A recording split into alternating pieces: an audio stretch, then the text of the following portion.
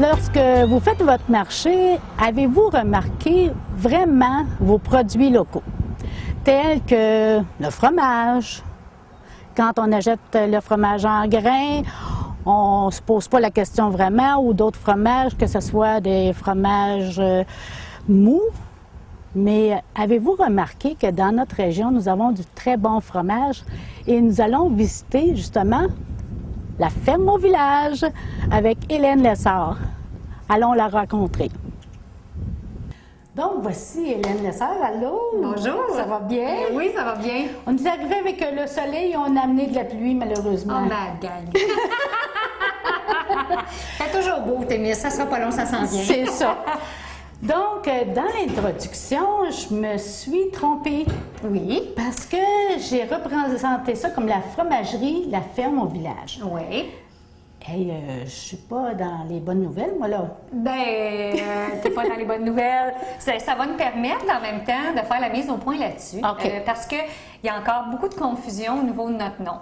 Quand on a démarré la fromagerie, voilà, 15 ans, le nom, c'était la ferme au village. Le nom de mon produit, c'était fromage au village. Le nom de mon entreprise, c'était ferme au village. OK.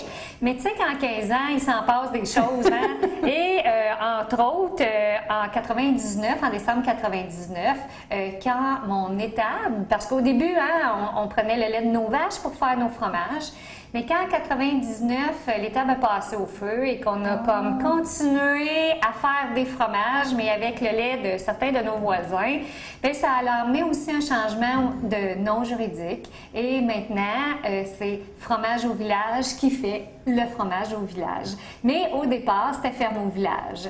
Donc ça a été une espèce de transition aussi, de passer de producteur de lait, transformateur de lait à uniquement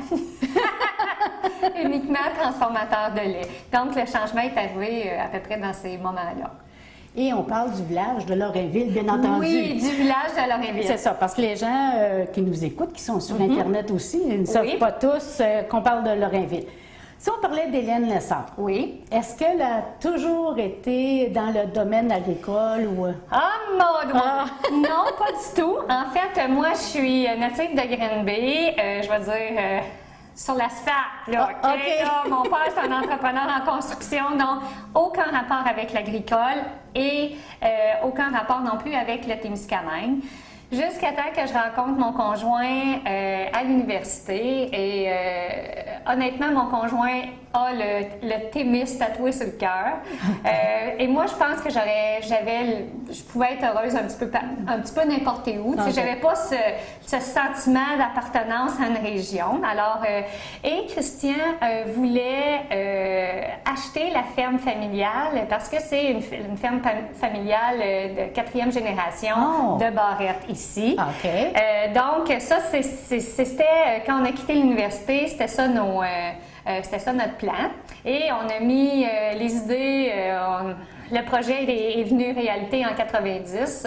Donc, on a acheté la ferme familiale Barrette en 1990. En 96, on a donc démarré la fromagerie. Ah, bon. Donc, oui. C'est vraiment vous autres qui avez démarré la fromagerie. Oui, tout à fait. Eux autres, ils faisaient seulement le lait. Oui, c'est ça. À l'époque, en 1990, en 1990, c'était une ferme laitière. OK. Et ça l'explique un petit peu, tu sais, des fois, on se dit, comment ça, la fromagerie n'est pas sur le bord de la route. T'sais, on est dans le village de Lorrainville, mais la fromagerie en tant que telle est pas sur, il faut rentrer comme dans la cour. Mais oui, mais il y avait une étable ici là, qui était un petit peu plus loin encore dans cette cour. Et comme on utilisait le lait de la ferme, il y avait un pipeline souterrain entre le bowl tank de l'étable et la fromagerie. Donc, ça l'explique un petit peu. Tu te dis, ouais, puis sinon, trop de place. Puis j'en ai du terrain en avant, là, où j'aurais pu mettre une fromagerie, là. Mais à ce moment-là, tu as commencé avec une étable en arrière, un pipeline souterrain. Tu ne veux pas allonger la pipeline. Ben là, en tout cas, tu as commencé, si tu veux pas, je ne vais pas me reconstruire au bord de la rue parce que là, tu continues, donc c'est ça. Et à partir, je dirais à partir de 99, quand on a commencé, parce que là, on prend le lait de 3 fermes laitières. Et j'ai le goût de les nommer parce que les gens, quand on est au Témiscamingue, c'est le fun de nommer ces producteurs-là. Alors, c'est la ferme L'Unique à la Verlechère, une ferme de production de pommes de terre et aussi une production laitière. On a aussi la ferme de Jacqueline Gauthier. Et Jacqueline, en tout cas, il travaille avec sa fille. Cette ferme est ici à Lorrainville. Et il y a aussi la ferme Clarital qui est à la Verlechère, Claude Bournival et Chantal Drouin. Et leurs filles aussi, leurs enfants sont impliqués aussi dans l'entreprise. Ce sont 3, au niveau de la ferme laitière, ce sont de ces 3 fermes laitières-là, c'est des fermes laitières qui vont offrir à leurs vaches un foin, du bon vieux foin sec. Pas d'ensilage. L'ensilage n'est pas très prisé, pas très recherché en production fromagère. À cause du gras? À cause du goût. Parce qu'on sait que l'ensilage de foin, c'est une herbe qui a, pour se conserver, qui fermente un petit peu. Oui, c'est ça. OK? Et d'ailleurs, des fois, quand on passe sur des fermes, puis ça a une drôle de senteur, puis ça sent l'ensilage. Mais l'ensilage a tendance à donner un goût pas très intéressant au lait. Et quand on arrive, le foin sec ne fait pas ça. OK. Et il faut bien savoir aussi que quand on fait des fromages de type cheddar, comme ce qu'on fait ici en majorité, bien, on va concentrer le lait 10 fois. Qu'est-ce que je veux dire par là? C'est que quand je commence avec 100 kg de lait, je vais obtenir 10 kg de fromage. Et chotto. Donc, le petit goût qu'on aime moins au lait dans l'ensilage est multiplié du foie au cœur. Et là, en plus, si je prends ce fromage-là puis que je le fais vieillir pour en faire un cru du clocher, un cheddar de vieillissement, ça va goûter le petit goût gros de même de lait moins intéressant et gros de même au bout de 6 mois. Fait que c'est pour ça que ces fermes-là, on les a choisies en fonction de l'alimentation et aussi en fonction, parce que leur lait est d'une belle qualité et que ça me permet de faire du fromage de lait cru avec ça. Ils sont aussi en pâturage libre ou seulement au foin sec? Quelques-uns là-dedans sont au pâturage libre. D'accord. Oui. Le premier fromage. Oui. Est-ce que c'est le fromage en crotte ou en grain? Oui, madame, c'est notre premier fromage. C'était aussi, quand en 96, on a démarré cette fromagerie-là, il n'y avait pas le Témiscamingue n'était pas couvert, c'est ça, comme ça, par une fromagerie qui offrait du fromage en grains frais. OK? Donc, je voyais une certaine, puis chez les Québécois, ce fromage en grains frais, et c'est notre fromage quotidien, là. Oui, il faut que ça fasse squish-squish. Oui, mais je veux dire, c'est ça qu'on mange, je veux dire, à tous les jours. Donc, je voyais vraiment une opportunité de marché de ce côté-là. Et je suis vraiment contente parce qu'à travers les années, je peux quand même constater que, tu sais, à un moment donné, tu dis, OK, j'ai comme atteint un plateau ici, mettons, au Témiscamingue. Tu sais, la population grossit pas bien. Puis il y a eu des crises, quand même, crise forestière, qui fait que tu dis, bien, les gens, ils n'ont pas bien d'argent, tu sais. Mais finalement, à travers ces 15 années, je peux quand même dire que mes ventes dans le grain frais, ont toujours eu une certaine croissance. Donc, c'est vraiment, je suis vraiment contente d'avoir continué cette production-là. Mais en fait, je dis ça, comme si j'avais mis en doute à un moment donné d'en faire. Mais effectivement, c'est tout un... Tu sais, c'est pas beaucoup. 15, tu sais, on est à peu près 18 000 du sud au nord en passant par l'est. Tu sais... on a un grand territoire à couvrir, puis très peu de personnes, donc c'est sûr que puis il faut que je travaille un certain minimum de lait pour que ça vaille. L'économie fait peur aussi. L'économie fait peur, puis j'ai quand même besoin d'un certain niveau pour que ça soit rentable, parce que le bassin à fromage de 2000 litres soit plein ou qu'il soit à moitié plein, ça prend le même temps de fromagerie là, pour le faire. Donc, il faut que, tu sais, c'est sûr que l'hiver, parce que des fois, on a de la misère à concevoir ça, mais on mange pas tout le temps de la même manière, là. OK. Oui, C'est plus populaire une saison que l'autre. Oh, que oui, OK. madame. Et je peux vous dire qu'en janvier, là, quand toute notre résolution, c'est de maigrir, là, ben le fromage en grains, là, on en vend moins. OK, ça va dans les résolutions. OK. Non, mais c'est ça pareil, tu sais. Il y a aussi la température, beaucoup d'influence. Je dirais que quand il fait moins beau, ça ne nous tente pas de dire « Ah, j'ai besoin de telle affaire à l'épicerie. » On va attendre c'est vrai. hein? Fait que si on ne va pas à l'épicerie, là, ben, mon fromage, il se vend pas, tu sais. Fait que c'est ça. Donc, durant l'hiver, là, des fois, j'aimerais ça offrir, comme à Témiscamingue, j'offre pas du fromage en grains frais 5-6 jours semaine. Non. J'aimerais ça plus, mais tu sais, à un moment donné, on a besoin, et j'aurais vraiment la capacité d'en faire plus. Sauf qu'à un moment donné, il faut que ça vaille aussi la peine de transport et tout ça, là. Oui. Est-ce qu'il est vendu seulement au Témiscamingue? J'en vends aussi le fromage en grains frais, Oui, là, qu'on c'est parle.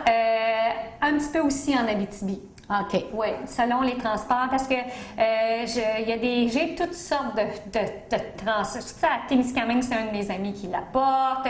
J'ai vraiment toutes sortes, tu sais, une vraie fille de région, là, que c'est n'importe quoi. C'est pas n'importe quoi, mais c'est comme, pour Rimini, j'ai quelqu'un du secteur d'ici, qui travaille à Ville-Marie, qui l'apporte à Rimini. Sinon, la commande de Rimini, là, ça vaudrait pas la peine que je paye un transporteur. C'est ça, parce que c'est le transport. C'est le transport. Mais tu sais, j'ai vraiment quelqu'un, les petites Dulon de Rimini, qui m'emmène ça à toutes les 2 fois par semaine, tu sais. Parce qu'elles aussi, elles veulent que leur village soit vivant, je dirais. Fait que avec des arrangements comme ça, que tu peux arriver à faire des affaires quand même, là, ça marche quand même pas pire, mais tu sais, des fois, tu fais OK. Mais c'est pas des systèmes de transport, disons, toujours conventionnels, on va dire ça comme ça. Qui avait déjà touché au fromage pour avoir l'idée de faire du fromage? Oh mon doux, ni moi, ni mon conjoint. En fait, ce qu'on a fait en 96, avant, quand on avait le projet, j'avais fait des cours, par correspondance de comment fabriquer le fromage. Bon. Et là, en cours de route, tu sais, tu lis tes affaires, puis tu fais tes cours, tu passes tes examens. Ça va bien, mais tu dis, ouais, mais là, il va vraiment falloir que je mette les pieds dans des fromageries. C'est ça. Donc, je me suis payée comme des visites, des mini-stages dans certaines entreprises. Et lors d'un de ces stages-là, il y a quelqu'un qui me dit, mais il y a un monsieur, Hélène, qui va donner des cours, qui va donner des formations et qui aide à partir ça des petites fromageries. Ah ouais? Je suis rentrée en contact avec ce monsieur-là. Il s'appelle Jacques Ducharme. Et il est venu ici donc, je l'ai utilisé pour tu sais, quel équipement acheter? Tu connais pas ça? Ouais, non, premièrement, c'est bien beau, plein d'affaires, là. Puis, il t'appelle où pour avoir un bassin à fromage? Puis, tu sais, il y a vraiment comme tout un monde à découvrir. Et M. Ducharme, ce qu'il a fait, c'est que, bon, il m'a soutenu tout le long et il est venu nous donner ici une formation à comment faire le fromage, et ici, dans nos équipements. Donc, ça a été une belle... oui. Donc, ça. Ensuite, j'ai quand même un petit peu... mon conjoint et moi, on a continué nos formations. Puis maintenant, comme notre nouveau, Angélus, c'est vraiment quelque chose qu'on a plus créé, mais avec maintenant ce que l'on connaît de ce monde-là, depuis 15 ans, tu sais, que tu mets tes mains dedans, là, t'en connais un peu plus, là, quand même. Ouais. Donc, le deuxième fromage, ce fut un cheddar. Ben, en fait, oui, il y a eu comme toute la gamme du fromage en grains, les blocs frais. Ensuite est arrivé Cru du Clocher. Et Cru du Clocher, c'est vraiment encore avec mon monsieur Ducharme que j'ai développé ce produit-là. Parce que monsieur Ducharme, déjà en 96, c'était un monsieur d'un certain âge. OK. Qui avait commencé à travailler dans une fromagerie genre à 14 ans. Tu sais, l'expérience. Et il m'a montré à faire un cheddar de lait cru comme lui, à l'époque, le faisait. Oh! OK? Donc, ça, c'est le cru du clocher qui est arrivé à ce moment-là. Donc, cru du clocher. Le cru du clocher, il est arrivé aussi un peu à cause du besoin que j'avais. J'ai dit que le fromage en grains, c'était pas toujours pareil ce que je vendais. Non. Mais mes vaches, par exemple, elles, que ce soit un lundi ou un vendredi, pas mal pareil, ça, là, dans la même semaine. C'est ça. Fait que à cause de comment on fonctionnait, j'avais besoin d'un produit qui n'était pas comme fromage en grains, je me dépêche à le faire, puis je me dépêche à le livrer, puis parce qu'on l'aime frais. Oui, mais il faut qu'il soit vendu là, parce que quelques jours après, et certains endroits, le lendemain, j'arrive avec d'autres. Fait qu'il faut qu'il soit vendu là. C'est ça. Donc, j'avais besoin d'un produit que j'ai pas à vendre là tout de suite, que je peux accumuler un petit peu. Là. Cru du clocher, que je le vende à 6 mois, que je le vende à 6 mois et demi, 7 mois, il est quand même, il n'y a pas une si grosse différence. Non. Donc, j'avais besoin d'un produit là, qui n'est pas comme pour là, que je dois vendre là. Donc, il y a ça c'était le besoin pour l'entreprise et M. Ducharme qui m'a offert encore ses services. Donc, deuxième produit de lait cru, c'est-à-dire qu'on ne pasteurise pas le lait avant de faire le fromage. Donc, un fromage qui nous donne plus de saveur en bouche qu'un autre cheddar de lait pasteurisé. Et il faut dire aussi que ce qu'il y a sur la boîte, le graphique, c'est tellement beau. Parce que c'est vraiment le clocher de Lorrainville. C'est vraiment le clocher de Lorrainville. La boîte a été travaillée à partir d'une photo du clocher de Lorrainville et une photo avant le centenaire, parce que maintenant, il y a une horloge dedans. Ah, c'est vrai! Mais je voulais quand même garder mon dessin comme il est actuellement. Donc, effectivement, mais on a choisi cette image-là parce que à cause de la situation, on a parlé tantôt de la ferme dans le village et le clocher de l'église de Lorrainville qui a une forme quand même particulière. Puis, il faut dire aussi que les fromages sont très reliés aux communautés religieuses parce que les communautés religieuses ont beaucoup développé, en Europe, beaucoup développé. Même ici, les pères Jésus. Oui, tout à fait, les pères au cas. Mais aussi parce que souvent, au Québec, là, on se rend compte, on arrive au village, on voit le clocher. Là. Fait que c'est un petit peu tout ça ensemble là, qui a fait qu'on a vraiment choisi cette image-là. Là, le succès.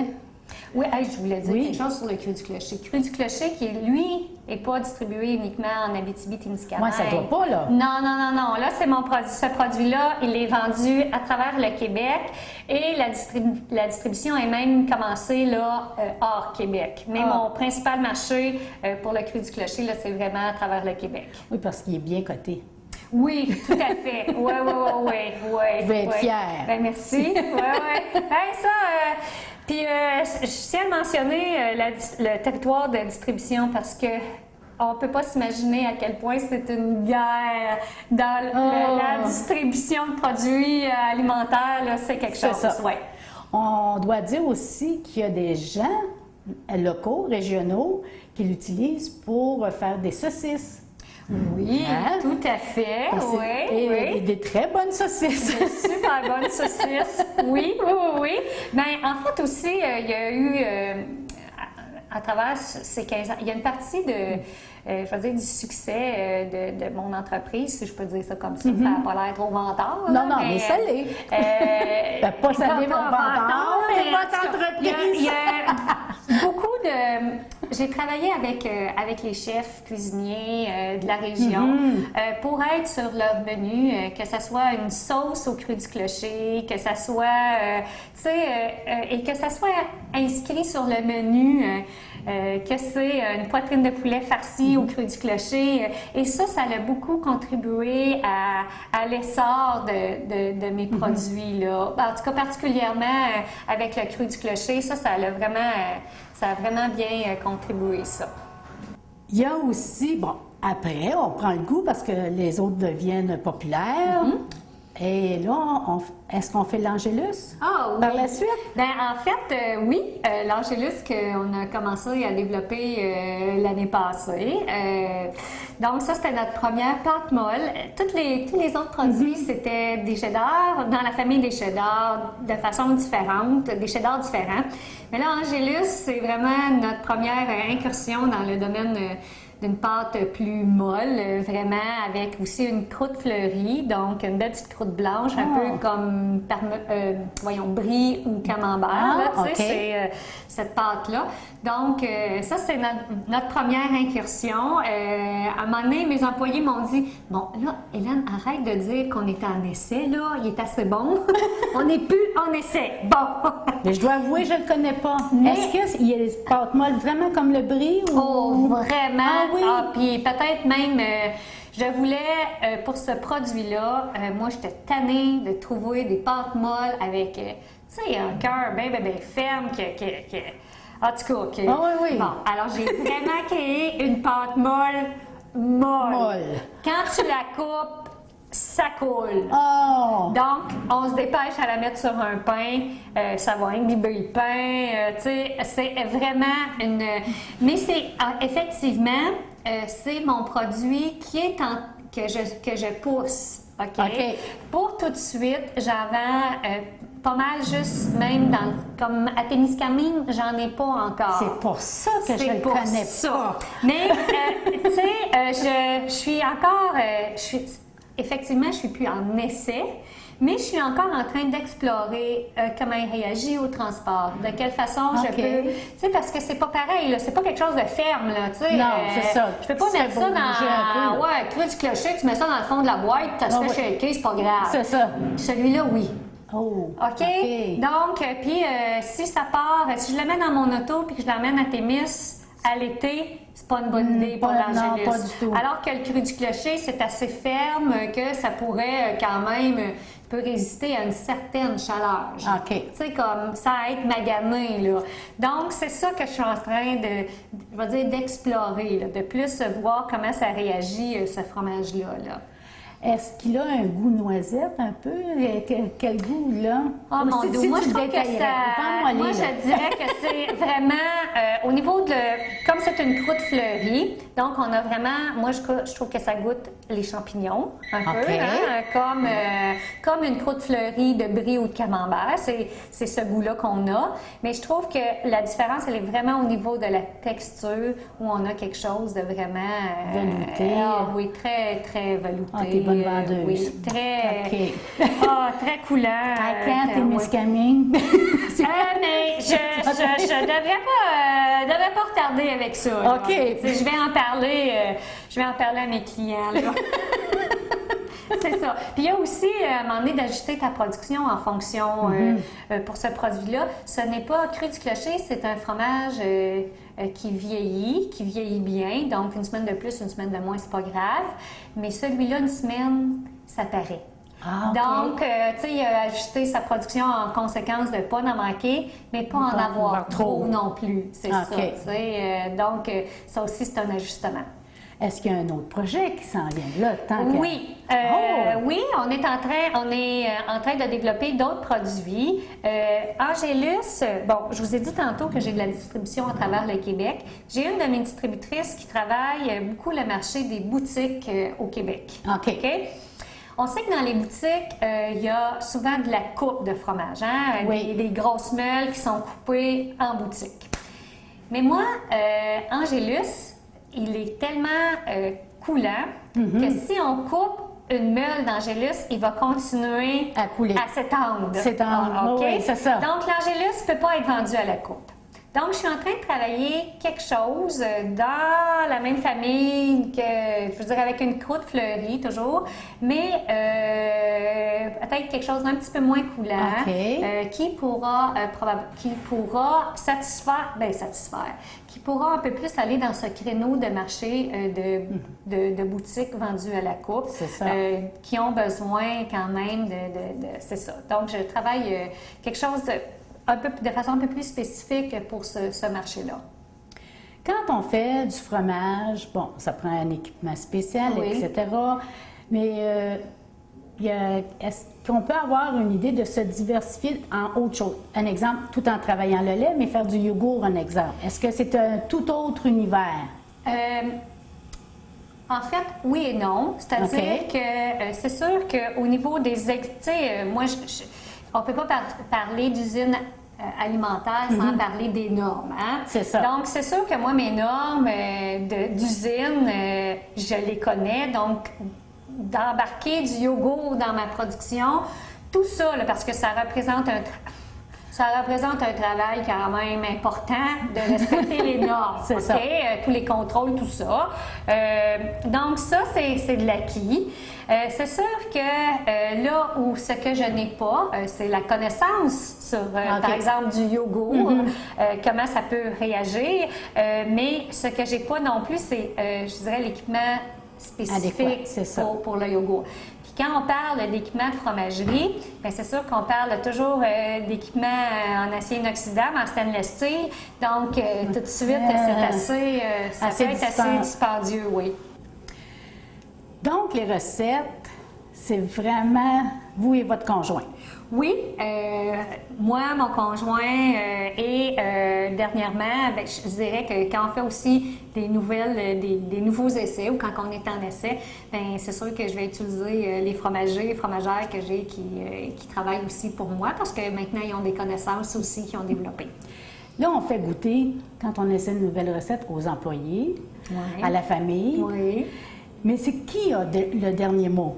Hélène ou Christian? Ah, dans les produits, Hélène. Hélène, hein? Ah oui, tout à fait. Dans les équipements, Christian. Okay. Dans les produits, Hélène. Chacun son champ de compétences. Oui, quand je veux, des fois, je dis, ben là, j'aimerais ça, moi, avoir une patente qui fait telle affaire. OK. Donc, OK. Ça fait que là, ça, c'est une commande, là. Fait qu'il va... Lui, il va s'organiser, d'arranger la patente. Là, moi, je veux utiliser ce stade de vieillissement-là pour ça. OK. Fait qu'il s'organise. Il s'organise. Parce que je suis pas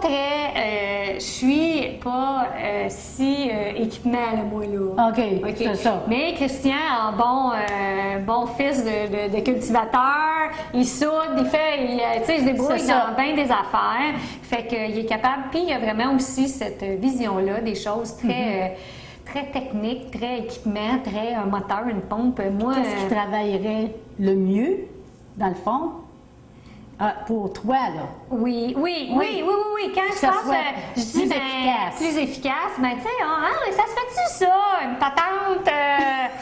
Bon, c'est ça. Il comprend toujours, hein? Oui. OK. Mais tu sais, là, ben, je vais dire, tu sais, quand on fait telle affaire, ça marche, il me semble que c'est bien long, fait que là... Oui, mais le fromage, c'est long. Oui, le fromage. Mais en fait, c'est plus, je vais voir plus, OK, au niveau de la coupe, au niveau, tu sais, il y a vraiment, j'ai quand même si on est une fromagerie artisanale, où, ben là, quand je finis par être bien limitée, tu sais, comme, quand on a changé de bassin, parce que maintenant, j'ai plus le même bassin de fromage que quand on a commencé, bien là, on n'a pas manqué une journée de production. Hey. OK, mais c'était tout un équipement. Ça a l'air, OK, changer de bassin. Ouais. OK, il y a l'électricité, il y a de la compression là-dedans, il y a les tuyaux qui doivent arranger, qui doivent fitter, il y a pas mal puis il y a de l'eau chaude qui arrive dans les parois, il y a vraiment... Okay, c'est pas si simple que de dire, ben oui, je sors ce bassin-là, j'en rentre un nouveau. Non. Tu sais, il faut qu'après que ça marche, là, tu sais, pas juste plug ça dans le mur, là, il y a toutes les fils qu'il y a après ou tous les tuyaux qu'il y a après, il faut que ça marche. Donc, ça, c'est vraiment, Christian, moi, je vais probablement, tu sais, je vais dire comme quelque chose comme, hey, là, ça n'a pas de bon sens, mon bassin est vraiment rendu trop petit, tu sais, on va constater ça ensemble, tous les deux, mais c'est lui qui va vraiment plus, je fais totalement confiance dans les achats de ces équipements-là parce que moi, ça n'a pas de... quelqu'un va m'expliquer, va me dire des spécifications de moteur, là, bien 30 secondes après, c'est tout oublié. C'est ça. Ça n'a pas d'importance. Oui. Je vais me rappeler du nom de la personne qui me l'a dit, mais pas qu'est-ce qu'il m'a dit. Bon, c'est ça. Chacun, c'est... Alors que Christian, lui, il a vraiment une force... il est vraiment bon là-dedans. Oui. Si on parle de nombre d'employés que Oui. ça l'a créé. Oui, on est à 5 actuellement. OK. C'est sûr que durant l'été, j'ai un petit peu plus. Cet été, j'essaie quelque chose de nouveau. Donc, j'ai une étudiante vraiment beaucoup plus temps plein. J'essaye, je dis ça, hein, j'essaye parce qu'au niveau touristique, j'ai essayé mes affaires, d'être annoncé, de ne pas être annoncé, de demander des réservations. Mais là, cette année, à 2 heures du lundi au vendredi, on va avoir si on est intéressé, on vient à la fromagerie à 2 heures et on va vous expliquer avec une vidéo comment on fait le fromage chez nous. Ah, Et là, c'est ça, là, tu sais, de statuer qu'à 2 heures du lundi au vendredi, il y a quelqu'un qui est disponible pour expliquer. Après les explications, on goûte les fromages qu'on fait ici. Donc ça, c'est nouveau, là, d'avoir quelqu'un spécifiquement à cette heure-là pour accueillir les touristes. Donc ça, c'est nouveau cette année-là. Il nous reste à faire le tour du propriétaire. On va aller se déguiser. OK. Parfait, merci. Bon, normalement, c'est quelque chose que l'on ne fait pas. Hein? Ben non.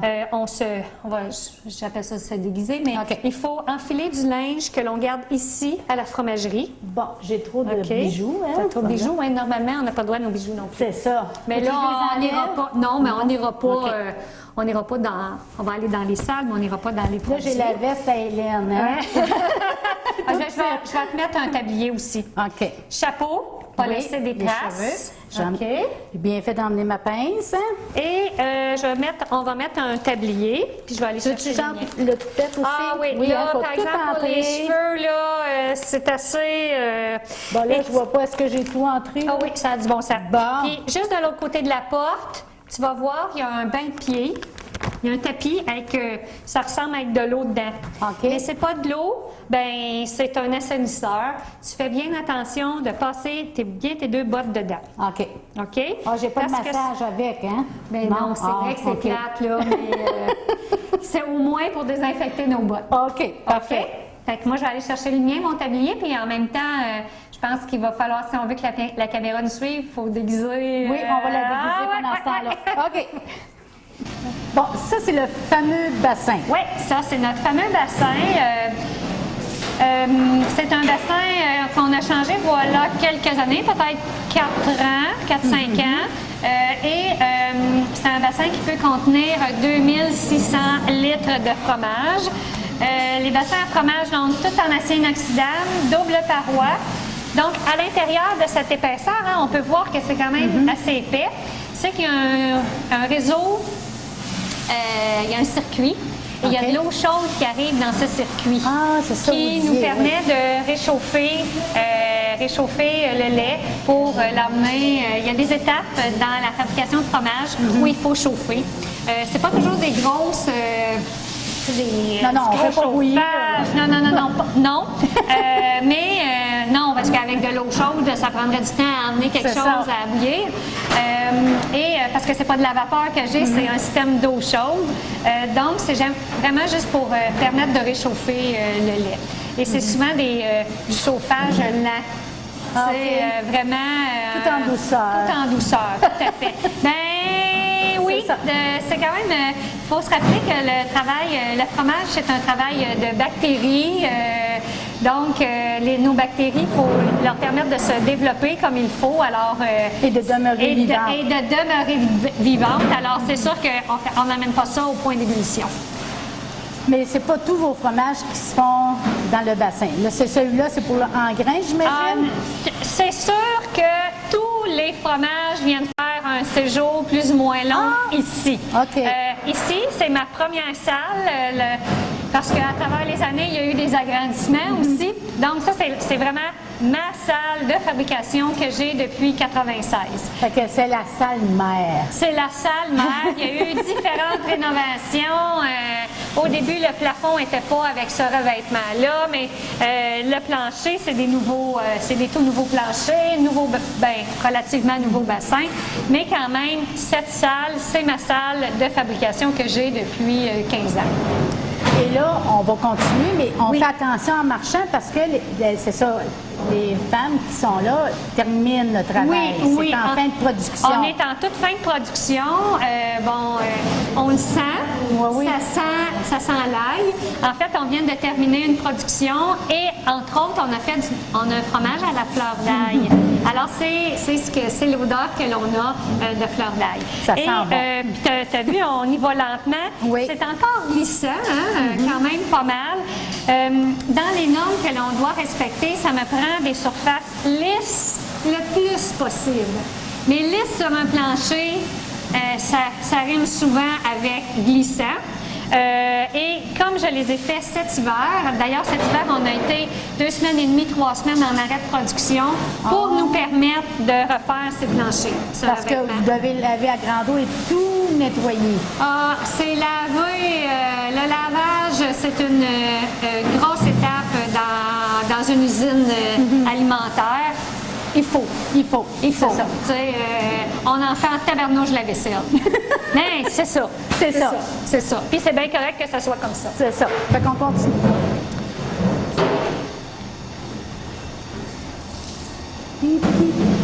Donc, on va aller ici. OK. Ici, ça c'est vraiment, ça a l'air d'un beau gros chaudron, hein? Ben oui. Alors ici, ça c'est un pasteurisateur. OK? Ah, OK. Mais un pasteurisateur, c'est un équipement qui permet de chauffer le lait. OK? Alors là, ici, il ne se passe pas d'étape de fabrication comme telle. Mais quand je dois faire des fromages de lait pasteurisé, ben ça vient ici, ça commence ici avec la pasteurisation pour ensuite être transféré dans le bassin à fromage. Et Donc, en bon québécois, pour tuer des petits microbes. c'est pour tuer des petits microbes. Puis on voit qu'il y a toujours plein de tuyaux partout. Oui. Il y a ici que ça arrive notre lait nous arrive d'une autre salle. Je peux envoyer le lait dans le pasteurisateur comme l'envoyer directement dans le bassin en changeant mes tuyaux. C'est pour ça que ça fait bien des tuyaux partout, mais c'est un petit peu... c'est ça l'idée. Puis il y a aussi tout le système, parce que autant pour le pasteurisateur que pour le bassin, il y a un arrivage d'eau chaude. Donc, on a aussi ces tuyaux pour l'arrivage d'eau chaude. Et si on dit que l'eau chaude arrive, elle doit retourner aussi pour se faire chauffer. Donc, le retour aussi. OK, vous réutilisez la même eau?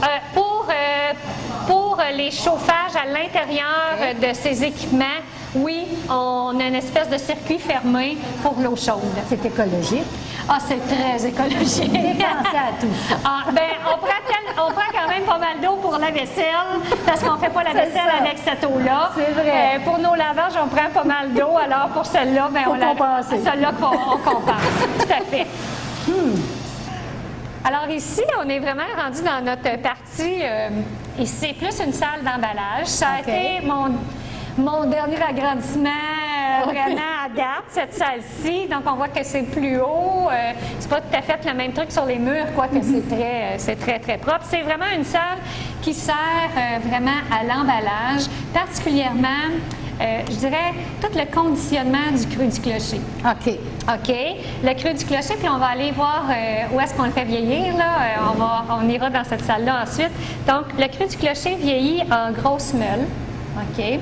Cette meule, on doit la couper là, C'est ça, parce qu'on le retrouve en rectangle. OK. C'est ça. Donc, on a un endroit ici pour couper. Ah, ben oui, les bâtonnets sont là. Le coupe-fromage est ici, la balance pour s'assurer qu'ils ont bien 200 grammes. On les met dans un sac. Ça vient ici sur l'emballeuse sous vide. OK. Ensuite, il est passé dans cet appareil que l'on voit ici, qui est un tunnel thermo, en tout cas un shrink. Un shrink. Un shrink. Il y a une petite douche d'eau chaude sur le sac. OK. Qui fait que le sac se rapetisse un petit peu et que le sac devient proche du fromage. Ça nous donne une conservation de 9 mois dans cet emballage-là. Ah! Donc, c'est vraiment une salle qui est dédiée vraiment à l'emballage particulier. Cru du clocher, tout ce qui vient dans les petites boîtes, c'est tout ici que ça se conditionne. Mais quand il est en 9 kilos, là, en grosse meule, ben, il faut les conditionner pour les emmener au vieillissement. Alors, c'est ici aussi que ça se fait. C'est une salle, quand j'ai construit cette salle-là, c'est qu'au tout départ, tout se faisait dans ma première salle et maintenant, mon usine elle a un agrément fédéral. En fromagerie, c'est comme dans la viande, il y a les permis provinciaux et les permis fédéraux. J'ai mon permis fédéral. Les exigences sont quand même un petit peu... c'est ça. Les exigences sont quelque chose. Et on me demandait de ne pas travailler un fromage de lait cru en même temps que du pasteurisé dans la même salle. Et je commençais aussi à manquer d'espace. Donc, c'est beaucoup pour ça que cette salle-ci, elle est arrivée. Bien, j'imagine, parce que si vous travaillez toute la production, etc., tout dans la même salle, vous deviez attendre qu'une chose soit terminée avant de faire... oui. Okay. Puis, en fait, on est allé dans l'autre salle. Il y avait déjà 2 employés, puis on n'était pas en production, on était en lavage, en ramassage. Là. Fait qu'on voit que c'est plus si grand. Alors, j'avais vraiment besoin de cet espace-là qui est pour les appareils et tout ça aussi, l'espace que ça prend. Tout un procédé. Oui. Donc, on va aller voir comment ça vieillit bien. On va aller voir comment ça vieillit bien.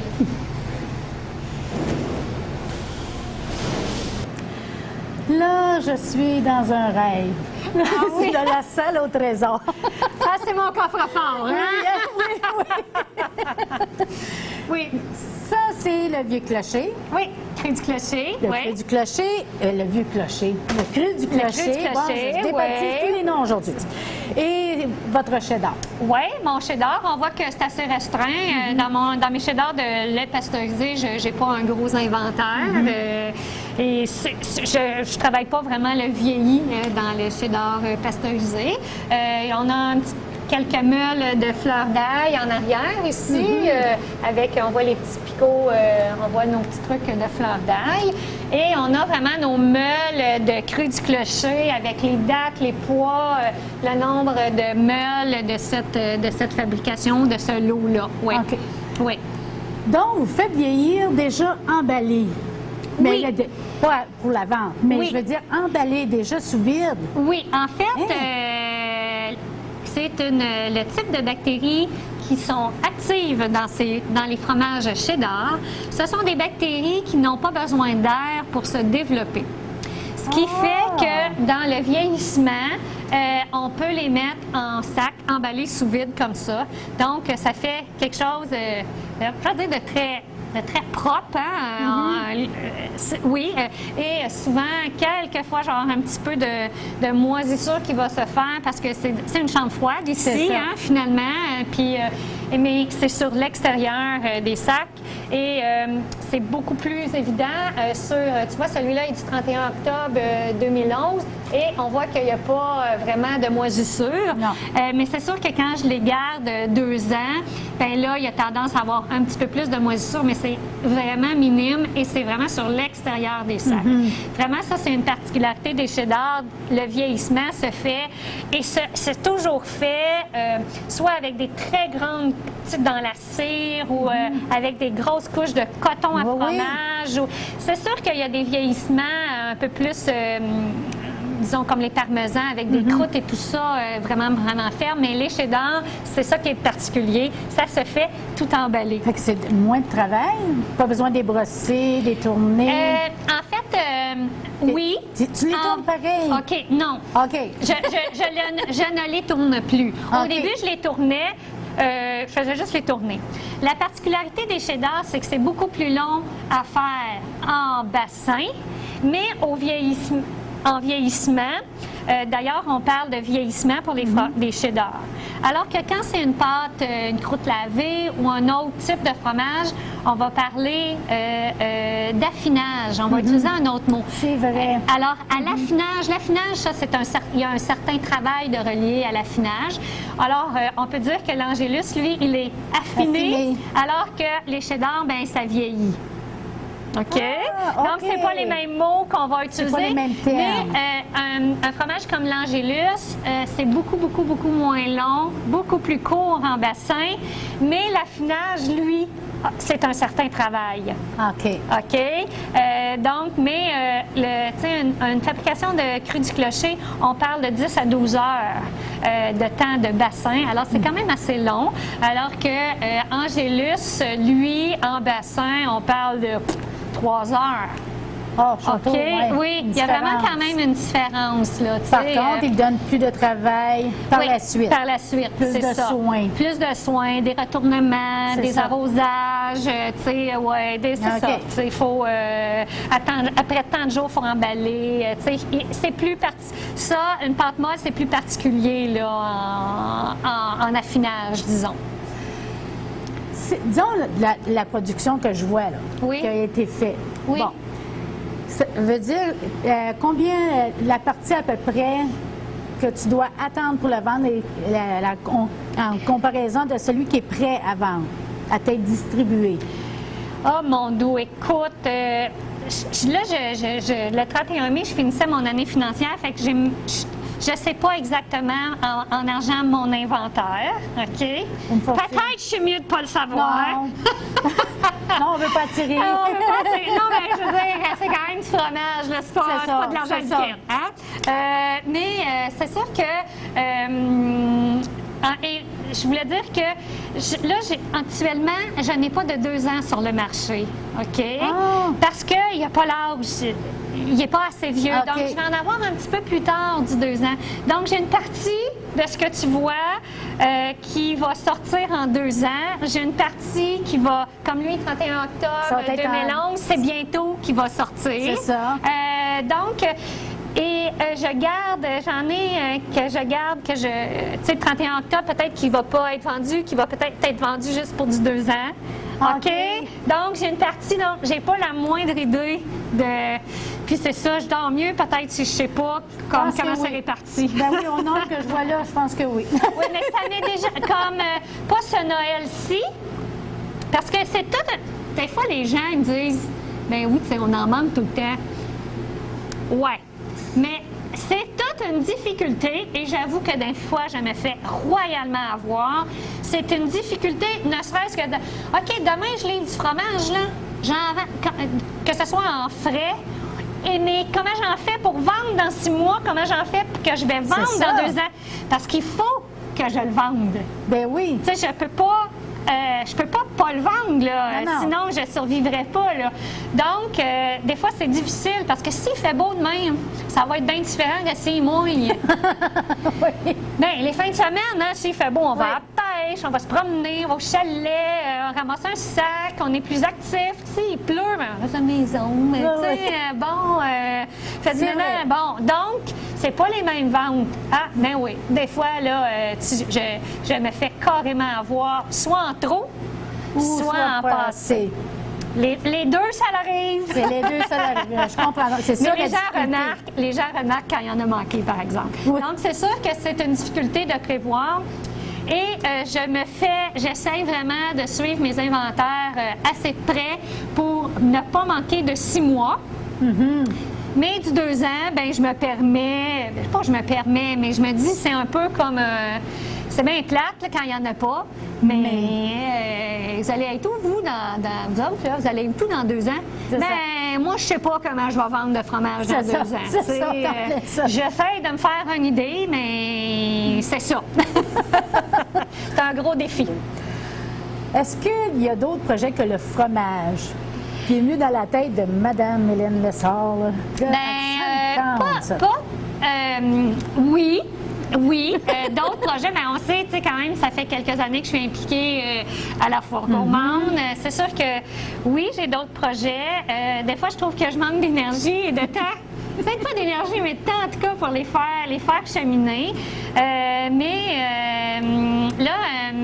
Depuis que je ne suis pas présidente Oui. de la Foire gourmande, je suis que sur le conseil d'administration. Que sur seulement. Seulement, c'est ça.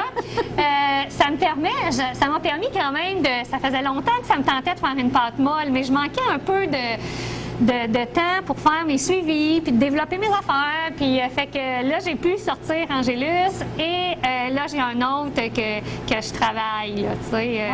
Oui. Donc, là, prenez un poste sur le conseil d'administration, pas trop accaparant. C'est ça. Reculez encore un petit peu. Reculer encore, c'est Parce ça. que nous autres, on apprécie les nouveautés. Ben, en fait, moi, je suis contente de pouvoir faire cheminer mon entreprise aussi, là, tout en faisant du bénévolat. C'est ça. Oui. En tout cas, c'est fut un plaisir. Ben, est-ce que ça te tente? Est-ce que tu vas aller voir les Angélus? Ben oui, je Mais là, n'osais pas le demander. mais là, je vais me mettre des gants, puis on va changer de chambre parce OK. qu'ils ne vieillissent pas dans la même chambre. OK. Fait que nous autres aussi, il faut se ganter? On Ben, tousse bien, hein? ouais, OK. On va protéger les bébés. OK, parfait. OK. On y va. Ceux-là sont tout nouveaux, ces Angélus. Ils ont pas encore la croûte n'est pas encore développée. Puis on était rendu au retournement. Donc aujourd'hui, même si la croûte n'a pas commencé à fleurir, ben on faut juste les retourner. Aujourd'hui, pour ce lot-là, ce n'est que les retourner, parce que contrairement au cheddar, la croûte fleurie, elle a besoin d'air pour se C'est ça. développer. OK. Et ce que nous, on a choisi de faire ici, on les met toutes dans des contenants comme ça, quand même pour que ça soit à l'abri de l'extérieur. Ils sont quand même, c'est pas des contenants hyper hermétiques, mais c'est quand même, il y a une certaine protection là. Et la croûte, elle a besoin d'air pour se développer et elle doit pas être tout le temps la même partie de fromage qui est sur la grille, parce qu'on voit ici qu'il y a une petite grille. Parce que la croûte ne va pas se développer où c'est en contact avec la grille. OK. Tu sais, si on ne les retourne pas, on va avoir du fleuri dans le trou de la C'est ça. grille, mais pas dans la grille, c'est ça.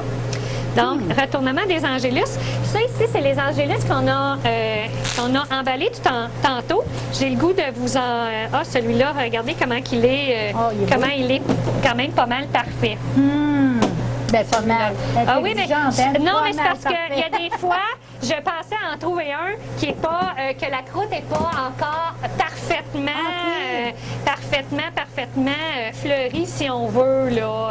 Regarde, on voit sur le côté, OK. ici, que ce fromage n'est pas parfaitement fleuri. Mais dans l'emballage, ça va continuer. Ça continue. Et c'est pour ça que les pâtes molles sont pas fermées là, comme des cheddars C'est emballés ça, sous hein. vide. Si on emballe sous vide les cheddars, ben, si on emballe les pâtes molles sous vide comme les cheddars, le fleuri va disparaître. Oh, Ça va le faire mourir Ben, parce c'est que ça. ça a besoin d'air pour continuer de se développer. En comparaison à la maison, si on déballe un cheddar, Oui. on peut conserver ça, pendant que j'y pense, on Oui. peut conserver ça dans notre frigidaire combien de temps? Bien, un cheddar, on essaye de le réemballer le plus hermétiquement possible. Un cheddar, hein, ça va avoir tendance à sécher. On enlève le goût sèche, puis on continue de le manger. Alors que, puis ça va se garder 2 semaines, certains. Tu sais, puis tout ce qui est séché, si on veut, on l'enlève, puis on continue. Tu sais. Alors que les pâtes molles, ben, c'est quelque chose qui est un peu moins... comment je peux dire ça? On le sait, la pâte, regarde, elle est vraiment déjà beaucoup plus molle, OK? Mais regarde, ça c'est un fromage qu'on a fait la semaine dernière et la date de meilleur avant, c'est le 27 juillet. C'est pas long. OK. C'est vraiment pas long, là. On dit, ah oui, juillet, ouais. Non, c'est pas long, si là. long que ça. C'est pas si long que ça, là. Donc, tu sais, le temps de le mettre en marché, de le distribuer, tu sais, de le transporter, ou si j'envoie un distributeur qui va l'avoir dans 3-4 jours, et lui qui a un circuit de distribution sur 2 semaines, c'est qui fait ses clients en 2 semaines, ça fait C'est pas... là la difficulté. C'est là la difficulté. Et le marchand, lui, il veut pouvoir le vendre.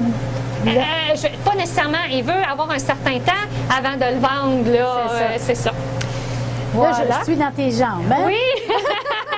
elle a fini, là! Prenez votre temps. On va juste remettre ceux-là.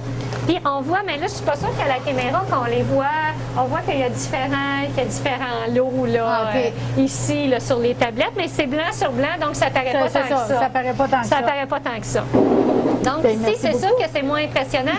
Notre distribution, elle est moins grande, puis ça fait moins longtemps qu'on le fait, donc, et ça se garde moins longtemps. Tu sais, l'autre, ça me C'est prend ça. au moins 6 mois d'inventaire, là. Ben oui. Donc, c'est ça. Ici, on parle plus de 5 semaines.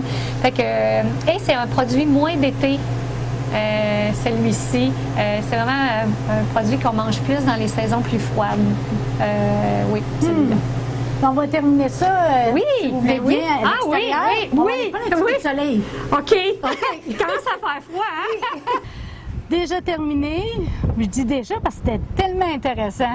Ben, je suis contente que vous ayez trouvé ça intéressant. C'était une belle rencontre. En tout cas, on s'était vu l'autre fois, mais on ne s'était pas parlé. Ben beaucoup, non, hein? Fait que, on n'avait pas le temps, on travaillait. Ah ouais, oui, on va dire ça comme ça. Parce que ce qu'on trouve intéressant, c'est que les gens apprennent ce qu'ils achètent et Oui. vraiment connaissent leurs produits locaux. Mais je trouve que c'est intéressant. Moi, des fois, on me demande. Enfin, je trouve que les gens en région, il y a un lien, il y a un sentiment d'appartenance aussi avec ben, les gens. Tu sais, à travers la crise, par exemple, à travers la crise de la listériose qu'on a connue, voilà, 3 ans à peu près, les ventes en région, là, ils n'ont pas été touchées. Mais il y a un sentiment, il y a un lien. Oui. Les gens se disent, ah, c'est là, elle met son fromage en marché, c'est parce qu'il est bon. Mais oui, mais c'est parce que tu as développé ce lien-là avec la personne qui le fait, avec la. Donc, ça, c'est ce que je trouve formidable aussi avec les produits régionaux, de dire, ah oui, hey, j'achète les C'est ça. saucisses de. Les saucisses de et le fromage de. Oui, mais en même temps, c'est ça C'est le ça. lien qu'on a. Fait que je trouve que d'avoir sur un territoire, quand il y a des produits régionaux, c'est extraordinaire. C'est une richesse incroyable. Et c'est là que je trouve tellement positif dire qu'on a l'esprit du clocher. C'est bien. Belle façon de terminer ça. Merci encore. Merci à vous autres.